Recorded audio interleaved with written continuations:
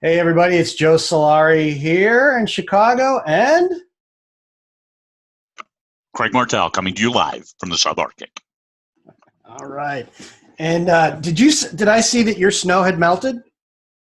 Oh yeah, it was almost 50 degrees 2 days ago. It was when I took Phyllis for her walk this morning. It was 32, so it was right at freezing. So no muddy paws. Everything has melted. We're good. Starting tomorrow, our highs will be below freezing, and probably from here on out. Mm. Yeah, because we got your snow came last night. We got nothing, man. How much you got on the ground? It's half inch. It's sloppy Okay. too. It won't last. Yeah, Yeah. yeah. I won't even get to shovel out for this one. All right. Good call. Good call. Yeah, and it's not the time of year where it could like in 4 hours freeze solid and then be ice for the next 6 months. So. Yep. Yeah, that's good. It's good up here that it's dry right now because when temperatures now nosedive, we don't have that layer of ice on the ground, which Mm. every other year we get a nice layer of ice right before the hard freeze. And then you drive on ice for the next 6 months. That's awesome. Yeah. Yeah. We had that Yeah. last winter. Yeah. Yep. So, Yeah. People learn how to drive on it. That's most of them. so we were going to chat. We actually were, when we were wrapping up last week, we couldn't help ourselves. We got into cash flow and we promised we were going to talk about it this week.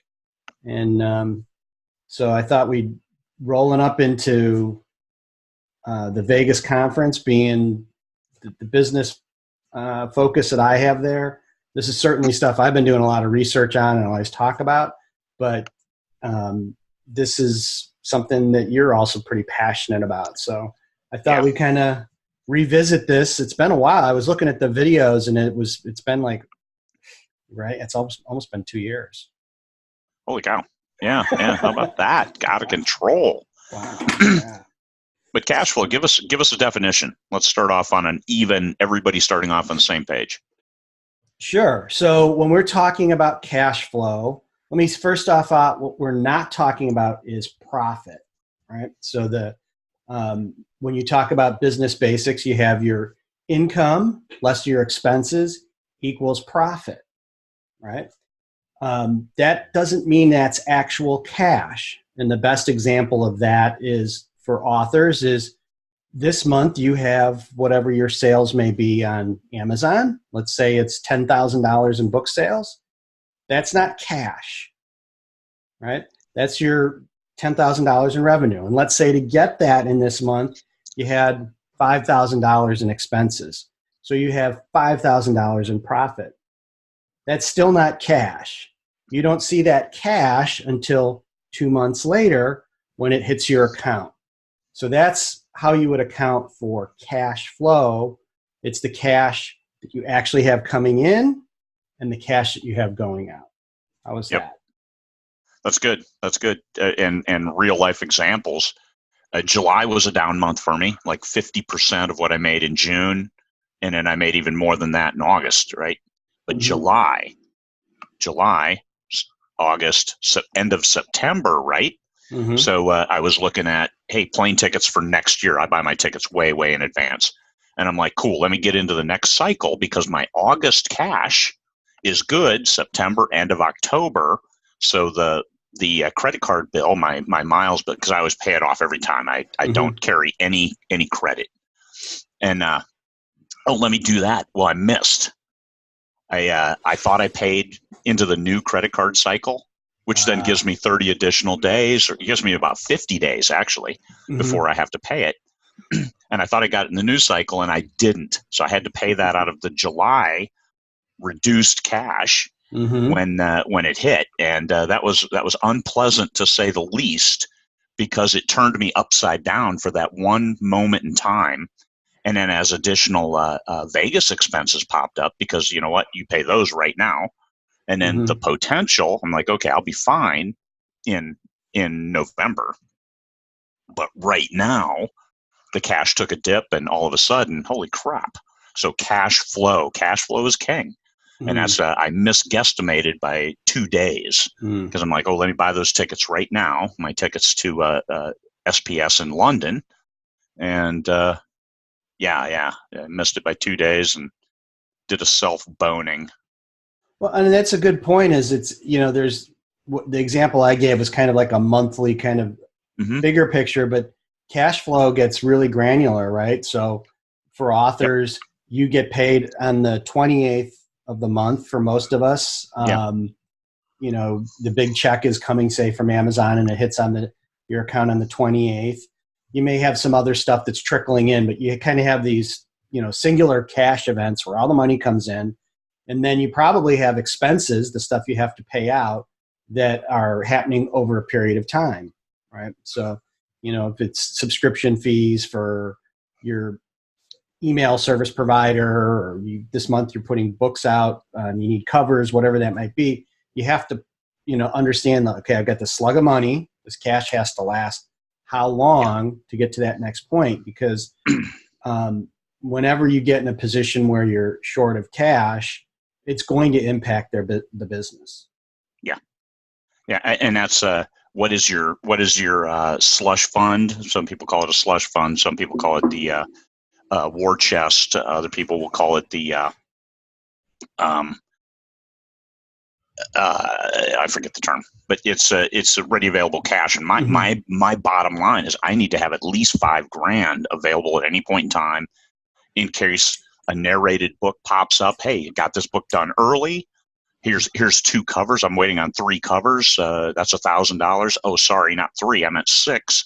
That's $2,000. I'm waiting on a narration invoice. I'm waiting on, and that could roll into the next. Okay, so that 5,000, cool. So anything above that, that's my outside of my war chest, is then goes to other cash issues.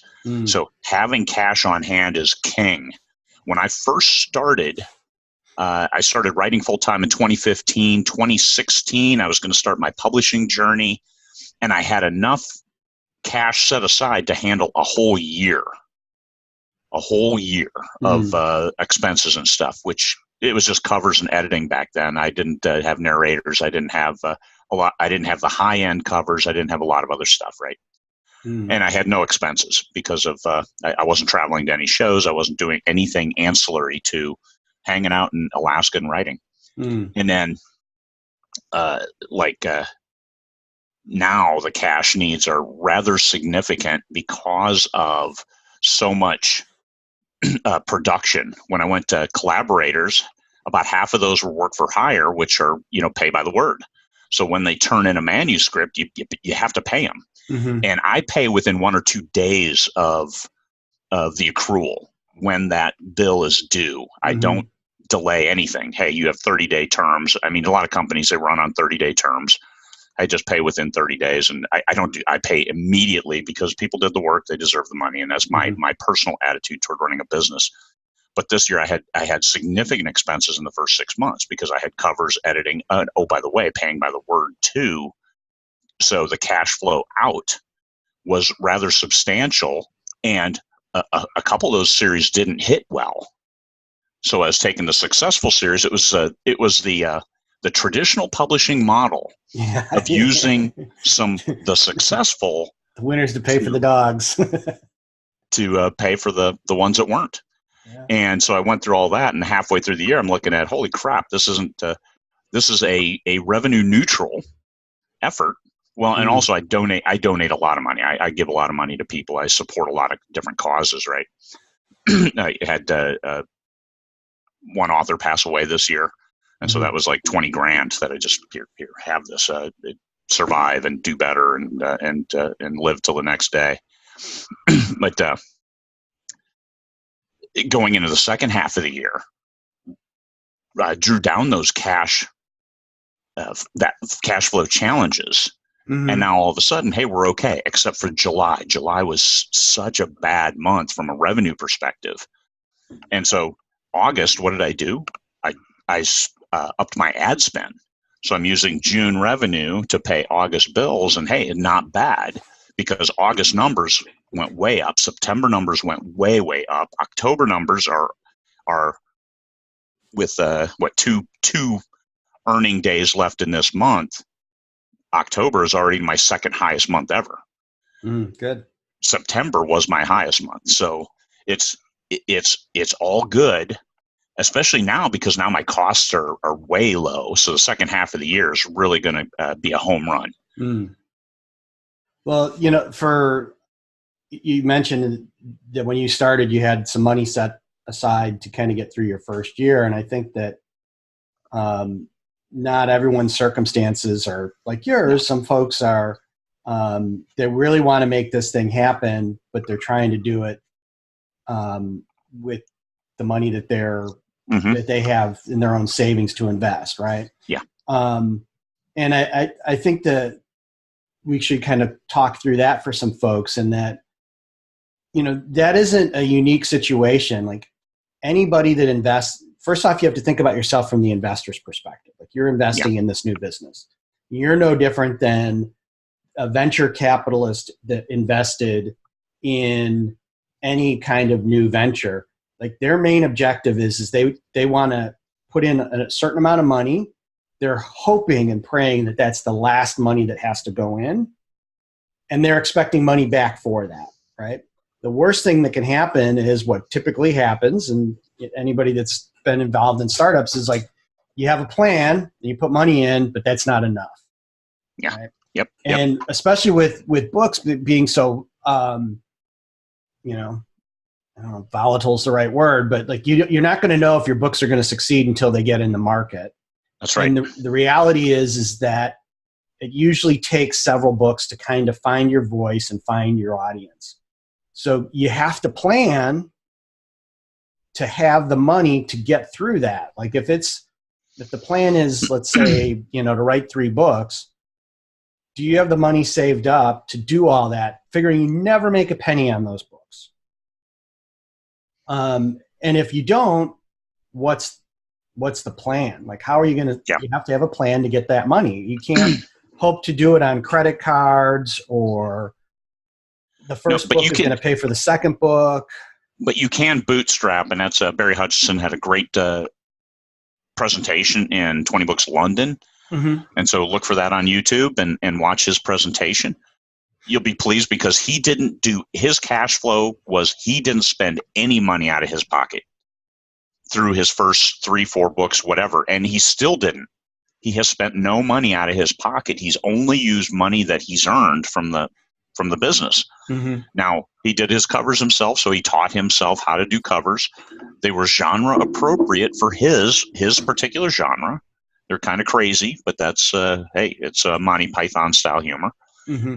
And in editing, worked deals to get his stuff edited and put them out there. Mm. So the thing as far as businesses, having been involved just like you with, but not to your degree, mm-hmm. in new businesses, there's such a low cost of entry to being a self-published author, because all you really need to do is invest time. Time to write the story, time to get the story edited, and then you can trade services. Hey, I will proofread 5 of your books if you can proofread mine and get it up to a standard of not offending readers with typos and stuff like that. Yeah. And your cover, you could buy pre-made covers. Such a low cost of entry, especially when you're talking like 3 books, the first 3, you get that third one done. Now you can start paying for advertising. And previously you could just do newsletter swaps. You could do shares. You could do social media stuff, which doesn't cost anything. And that's it's a very, very low cost of entry to see if you have a viable product, which is what venture capitalists do and entrepreneurs. I have this idea. Well, for authors, the idea is a book. For small businesses, the idea is I'm really good with my hands. I can plumb. I'm going to open a plumbing business. Mm-hmm. Okay, you get your licenses, you do some stuff, and then you throw yourself out there and say, hey, I can plumb. And away you go. Yeah, and it's a real good point. I completely agree that the costs to get into the game are so low, and if you are in a position where you can do, like I know there's some authors that do their covers and they do amazing covers, right? That's something they like to do. But if that's not your thing, like you say, there's ways to do it, right? And you, as the person starting this business, you have to decide how you're going to do it, right? There's For example, you can say, well, at this point for this series, based on where I am, the money I can put into it, all I can do is I can do these pre-made covers. And there's some amazing pre-made cover people out there, right? There's some great artists that I know that kind of do those to help authors, right? They make sure that they're cheaper because their whole idea is the more authors they get in the game that succeed will be buying the $800 covers, right? Yeah. Or if you are like, hey, listen, I'm going into the genre and I want to come in at this kind of level of quality and I want to pay whatever it is a cover and I want to hire these type of editors. The point is just plan it out, right? And if the number comes up and let's say it's $3,000, then, do what you have to do to get the $3,000 in place. And, the reality is it's probably something you could save up over the same time that you're writing the books, right? Like if you're not writing, the book's never going to get done, right? No matter, even if you buy a cover. So you have no product to then earn revenue on. Yeah. And that's why I created that author capital planner, and I'll put the link in the notes. But I have so many people that are like, "Well, I don't even have a plan," and it's like, well, if you can't go in and fill out, what your covers are going to cost, and just understand what that lump number is going to be. And I don't have. I'm just like you. I know there's people that have done it for nothing, and there's people that are like, I spent $3,000 on a cover, and it's like, you don't really have to do that. Yeah, that's But when then you hear their thing, it's like, oh well, I have this particular artist, and their covers are drawn, for me, and it's part of the series, and it's like part of their brand. Then that makes sense, right? And they're at a point that they can do that. But understanding that number, right? And with that tool, I think the other thing that I hope that it helps people see is that it may take a little bit longer than you think. Yeah. Well, and then that 2-day delay or 2-month delay, 30 to 60 to 90 days. It all depends on when that money accrues. So you have a full month. Well, it's 2 months from the end of that month that you're actually going to see cash. So this is it's important to understand when is the income going to hit and when is the money going to go out. Mm-hmm. Like I use my credit card for my advert for Facebook ads, of course. I mean, they ask for the credit card, and so that buys me a certain amount of time. 30 to 50 days of time for when I have to pay. So actually it's not bad. And I maintain that petty cash is the term I was looking for earlier. I maintain petty cash enough that I can pay for all of that. And then we just refill the well come payday, 20 days, 10 days later. So keeping that minimum for me, it's higher than like normal people. But I keep a macro view. I don't dig into the granularity of, okay, I know I exactly have 3 covers that I'm going to be buying this month, and here's this. I don't know, 3 to 7, maybe 10. I don't know. I'm going to edit X amount of words mostly. And so this is, and that's why I maintain a higher petty cash, which is okay, because I can do that. But if you can't, then you just have to maintain that granularity on your expenses. You need to understand that money earned 2 months ago, you pay your expenses this month. So you have to keep track. And if you're bad with numbers, then you have to keep track even more because you don't want any surprises. Because the worst thing that can happen is a great cover artist working on the 3rd book in your series says, hey, I've got it ready. And you're like, oh my God, I'm out of money. I can't pay you right now, but can I have the cover? And the cover artists are like, I need this. This is my job. I did this for you. And so that's the difference. They get paid now as opposed to you getting paid as an author sometime down the road. My biggest month that I have books with Trad Pub, my biggest month ever with Trad, with my one series, I was paid promptly 8 months after that big month. Now, I went out and bought a truck with that royalty, so it was way cool, but 8 months. Yeah. Because that money fell into a new quarter and they pay the following quarter. So it was 8 months. And that's, so their cash flow, they're not paying out. They're holding it for a long, long time before they have to then pay out. Also because of the trad pup model, because of returns. And that's what it was, even though we didn't actually get in bookstores until a year after it was published.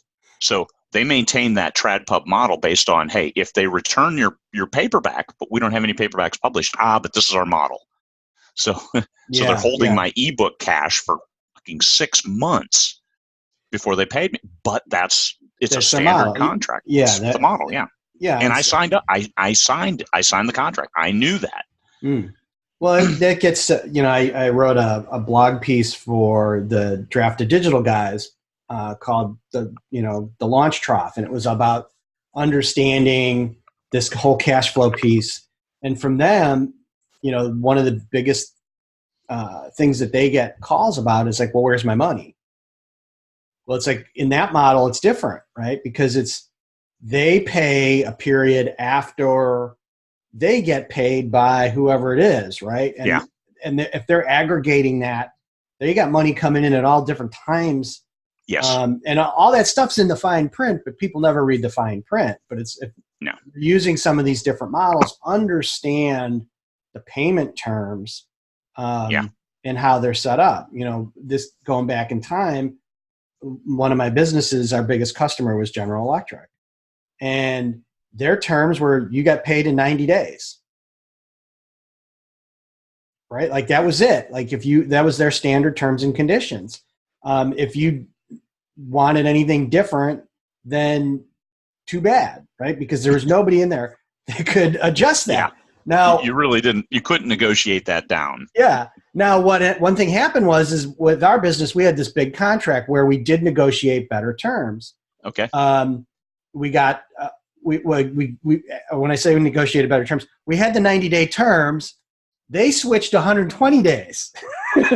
They moved everybody to 120 days. So we got swept up in that, and it was like, hey, we have to go back, and every pay cycle we had somebody chasing money down with them because this was big money, right? And they're moving billions of dollars around all the time. So understand your partner's terms and conditions, right? Like we all are really accepting of the fact that Amazon's terms are this 60 days, right? Yeah. But then if you use somebody else in there as an aggregator, or you're working with some of the other independent publishers that are out there, understand how they pay. Like I know guys like you pay right away. As soon as you get the money, you're kick it out within a week. But understand your terms. I actually pay my my co-authors a month ahead because I so hate waiting on money.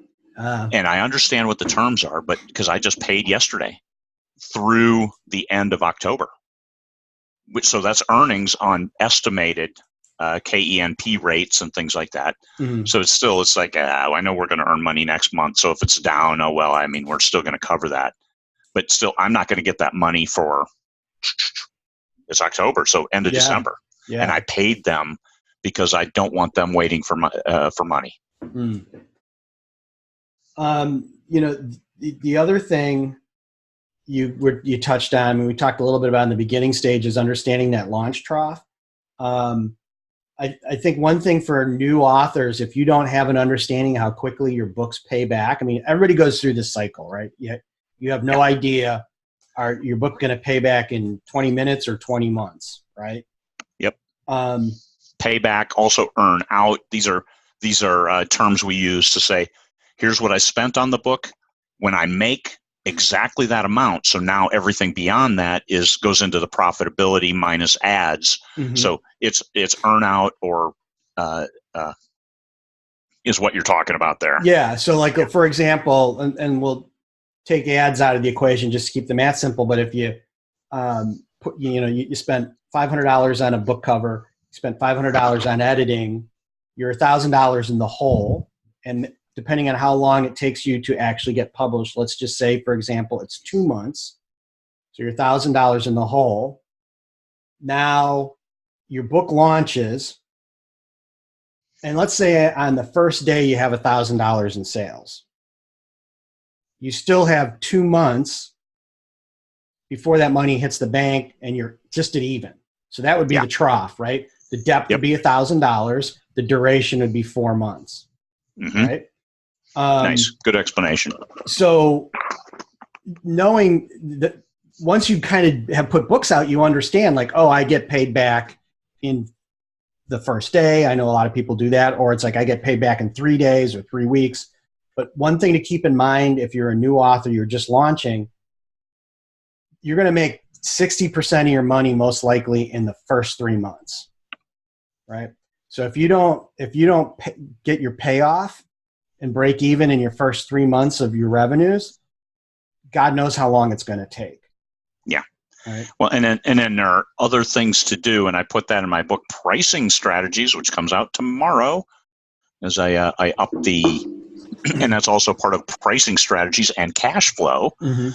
Is I had it set for November 9th release out of pre-order, and I've got a couple hundred pre-orders on it. But just to give me enough time, because I wasn't sure I was going to have it written, edited, and reviewed before then. But I got it all done, so I release it tomorrow. So I get all that pre-order money tomorrow. So 60 days, end of December, I will get paid. And then I've got all of November to earn page reads to compete for the bonus. This one won't because it's a shorter book, but just understand that I did that for cash flow purposes. Let's get that money now. It might be only $450, but it's end of December as opposed to end of January. Yeah. Well, and all that stuff helps, 30 days is, something that we were talking about before, is that we get that money back. Once we get that cash in here, the other part of cash flow is this cash flow cycle is, so we have this, think about it this way, what's called working capital. You're going to always have this chunk of money that's going to be in your business working for you. Yeah. In your case, it's gotten bigger and bigger and bigger. It always gets bigger. It should get bigger, right?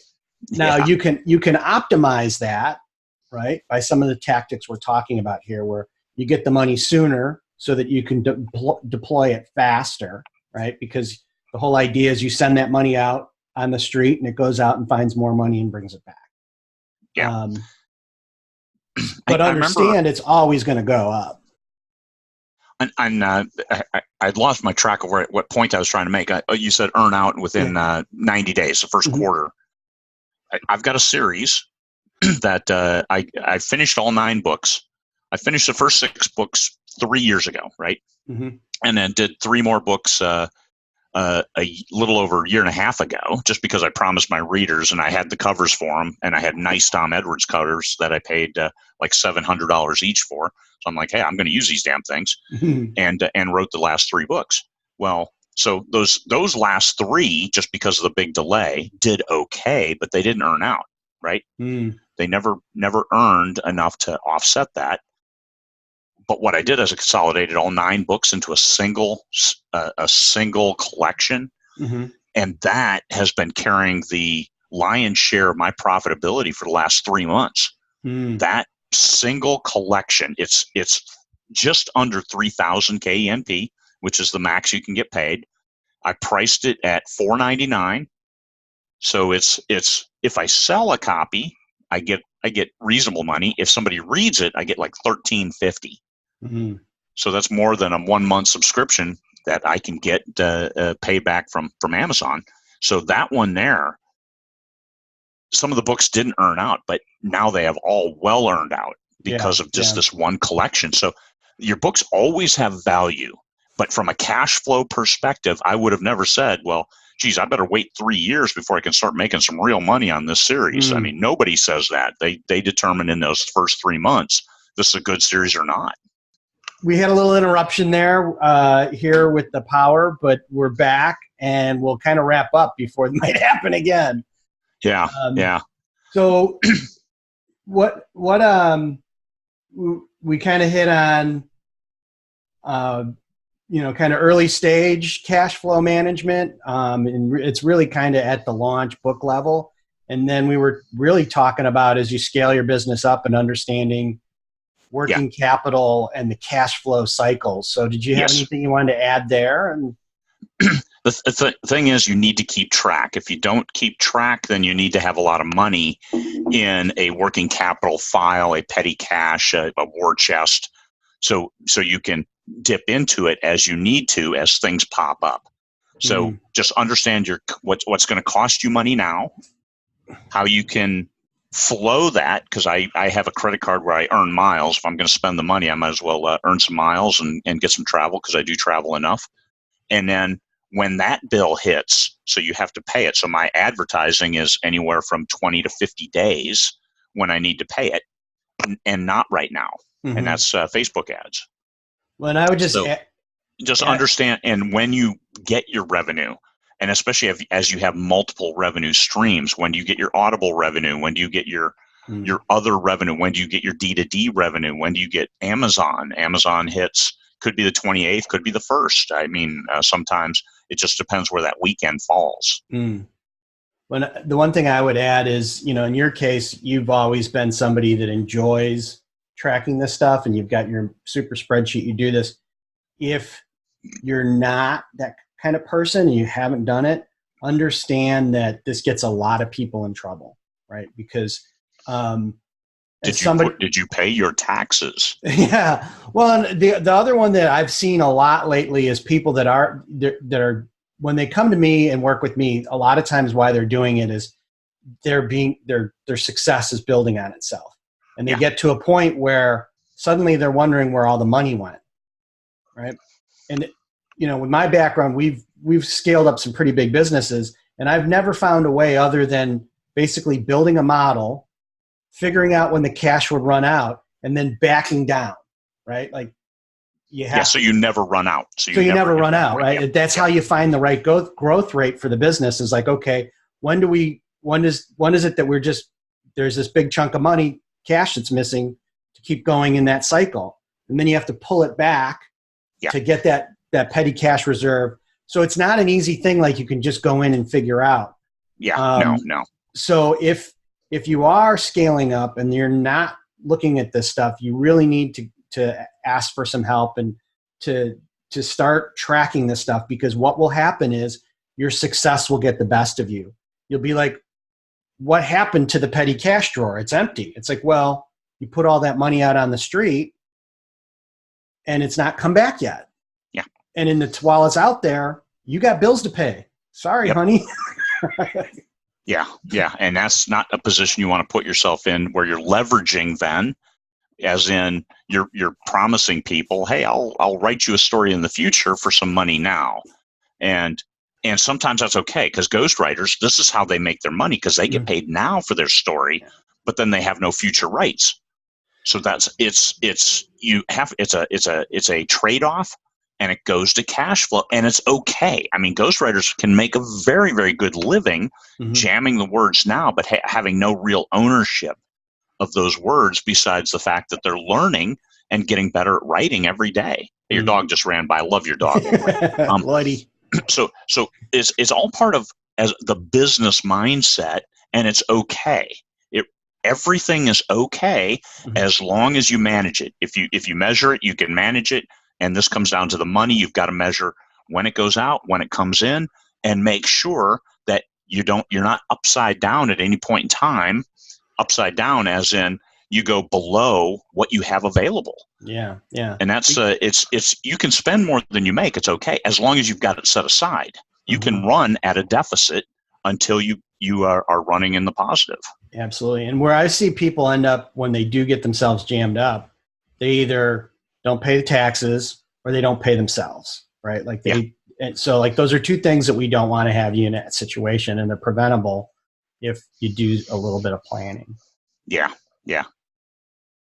All right. Well, I think that's good for this week. We'll schedule another one of these, and I can see my signal's getting unstable, so we better wrap this up soon. Yeah. I don't think we'll do one before the show. We'll Yeah. we'll catch up after Vegas, baby. Yeah. All right. See you there. Bye-bye. All right.